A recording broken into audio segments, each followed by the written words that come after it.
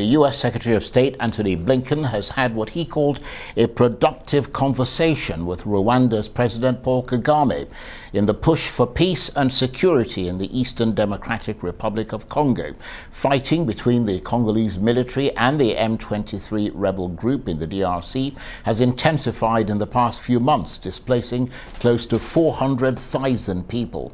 The U.S. urged Rwanda to end its support for M23 in line with resolutions made during recent talks on the conflict held.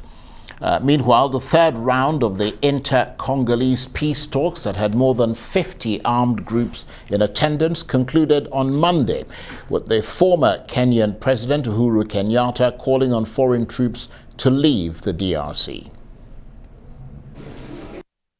We are happy with the progress.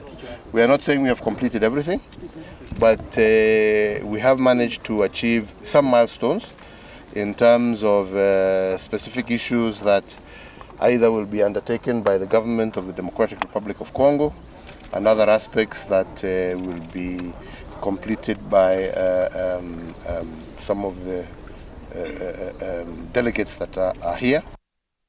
That's Uhuru Kenyatta there. Well, for more on this, I'm joined by John Offei Ansah, who's an African affairs analyst and publisher of Africa Briefing. Good to see you, John. Let's start with what Mr. Kenyatta was talking about there, a summit to try to restore peace in Eastern DRC, ending with a number of agreements, including apparently fully funding and a disarmament and stabilization program for former rebels, the release of prisoners with no criminal records or convictions. They call it the Nairobi peace process, and it was facilitated by President Uhuru Kenyatta. Well, it is all well and good reaching these accords, but it's another matter, the parties involved. I mean, mainly the rebels, especially the M23, signing up, to these deals. Because I said it because last month there was a similar peace accord signed, brokered by the Angolan president João Lourenço, right? To which the M23 said that they were not party to because they were not at the negotiations. So if any lasting deal could be reached, the peace brokers must ensure that every single combatant party to the conflict must be involved to make for a lasting peace deal. In John, that it reduces the tension in the region if, as we heard, as many as 50 armed groups attended this Nairobi peace process that just ended. I mean, does that give you more hope that a lasting ceasefire could be achieved? I will not raise my hopes, Charles, because we've had, similar peace deals, many of these peace deals in the past, and one rebel, movement or one rebel army has chosen, to break it. So I'm not raising my hopes. I'll be very confident if every single party, to the conflict in the region, in the country, signs to it. That is when maybe, I'll be confident of any lasting peace deal being reached in the conflict.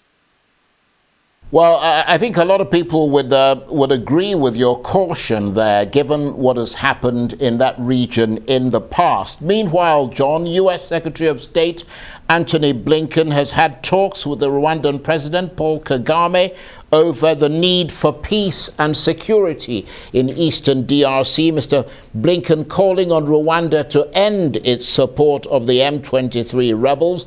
Rwanda, of course, denying supporting the rebels, saying Mr. Blinken has a wrong and misguided approach. Could this type of disagreement be a sticking point that could cause any peace in the DRC to unravel? Oh yes, it is.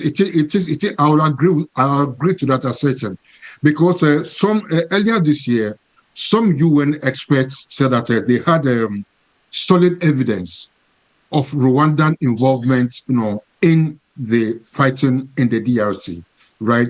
Again, there are reports of Rwandan forces fighting alongside the M23 rebels. And these are, allegations Rwanda has consistently denied. Okay, but look, the M23 rebels are composed mainly of Tutsis. And we shouldn't forget that the Rwanda government is also composed mainly of Tutsis. So one could make a correlation there, okay? But again, there were some accusations of Uganda also being involved.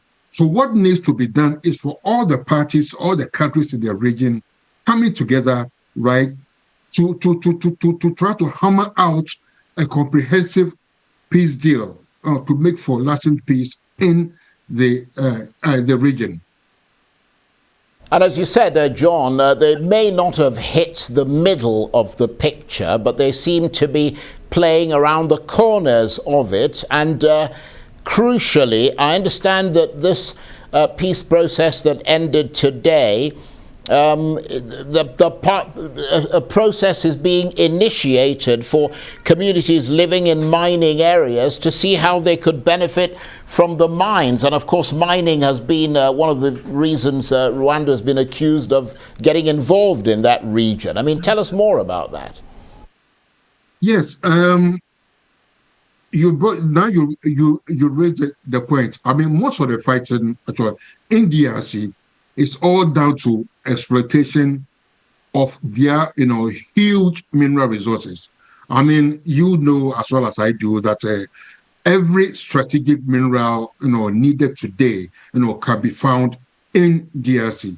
We talk about coltan, name it, you find it in DRC. Not to even mention their rich agricultural and potential and their rich, hydro energy potential. So most of this fighting is all down to the fact that for control of DRC's immense mineral resources. So look, I'm not sure a solution could be found, in my opinion, in the very, very foreseeable future. But a start need to be done somewhere. I mean, a journey of 1,000 miles begins with one step, right? So they need to start taking some baby steps, right, and try and resolve all these issues. John, thank you very much indeed. John Offei Ansah is the African Affairs Analyst and publisher of Africa Briefing.